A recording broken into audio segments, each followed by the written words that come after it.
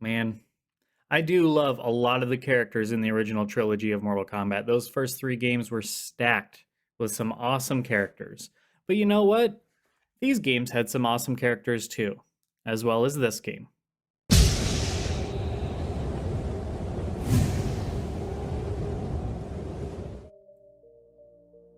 Thanks everybody for joining me today. In this video, I'd like to discuss the mostly forgotten fighters of the 3D era, in which I'm including Mortal Kombat 4.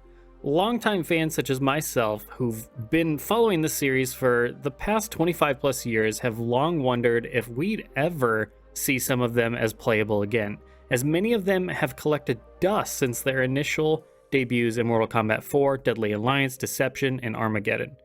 For years, fans have even speculated that maybe NRS just disliked a lot of these characters, due to their lack of spotlight as some sort of mark of shame compared to the popularity of the characters introduced in the first three games, known as the Trilogy era. Now, this speculation has apparently resonated with Ed Boon himself, as he's been asked a few times during his Q&As on Twitter about why we haven't seen a lot of these characters return in so many years. In his answers, I think it's likely we'll finally be getting more than the typical one or two fresh 3D era representations in Mortal Kombat 12. It's important to note, not all of those characters were left behind. Quan Chi, Tanya, and Kenshi stand out among the pack as ones who've become staples in many games over the years. We've also seen Shinnok, Boraicho, and Frost make recent appearances as well.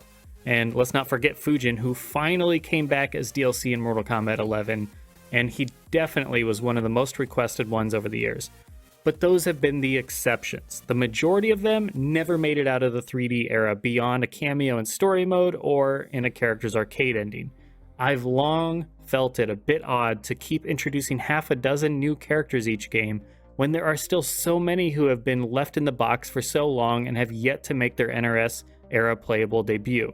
And since there's a big difference in quality and playstyle from the 3D era to the modern NRS game as a 2D fighter, those characters are ripe for a reimagining and could very well scratch the itch of what a new character is supposed to offer.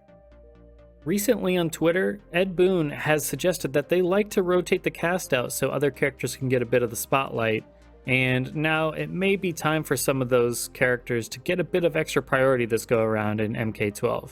According to the man himself, fixing this fan perspective that these characters are unliked is something they're aiming to accomplish with Mortal Kombat 12's roster.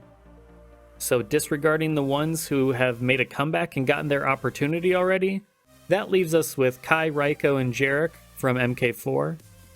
From Deadly Alliance, we have Mavado, Natara, Draman, Suhao, Blaze, Mocap, and Li Mei, the last of which has notably been a cameo in MKX's story mode.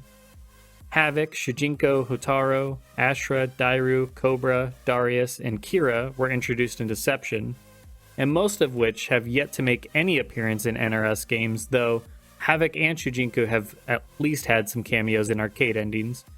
And then with Armageddon we have Taven and Dagon, the latter of which has been mentioned a couple of times in arcade endings as well.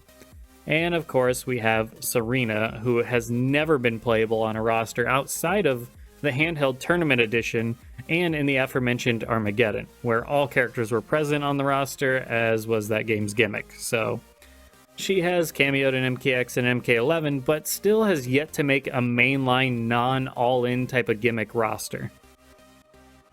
So if we are to be getting more representation of these characters, I'd have to imagine that means more than the usual one or two making their debut, as has been the standard with MKX and MK11. So let's say we get at least 5. I'll go as far as to speculate on which ones I think are more likely to be the ones featured, and that would be the ones that have been making the cameos, or they have been the ones fans on Twitter have been asking for. That being said, I think we can safely exclude Jarek, Mavado, Suhao, Mocap, Dairu, Darius, Hotaru, and Taven. They seem like the less popular of the bunch, and haven't had the cameos to make me think they're on NRS's radar. I don't think it's impossible, just very, very unlikely. Now, Draman is also safe to exclude, because by Boon going as far as to say he's unlikely to be a main fighter again, which is more than he typically will say about a specific character, so I tend to believe that. I haven't been including non-playable boss types outside of Armageddon, but Moloch feels very unlikely as well. Onaga I'm not including in any of this as he's still got boss potential, but who knows if they'd actually make him playable or not. I'd say the toss-ups are Kai, Ashra, Cobra, Kira, Natara, and Shujinko. Not much has been featured on them, if at all, outside of Shujinko, but I could still see them as potential inclusions. Ashra, Natara, and Kira have their fan bases on Twitter, and it's possible they see something fun in Cobra. And I'd say the most likely candidates to make it on the roster are Reiko, Li Mei, Havoc, Dagon, and Serena.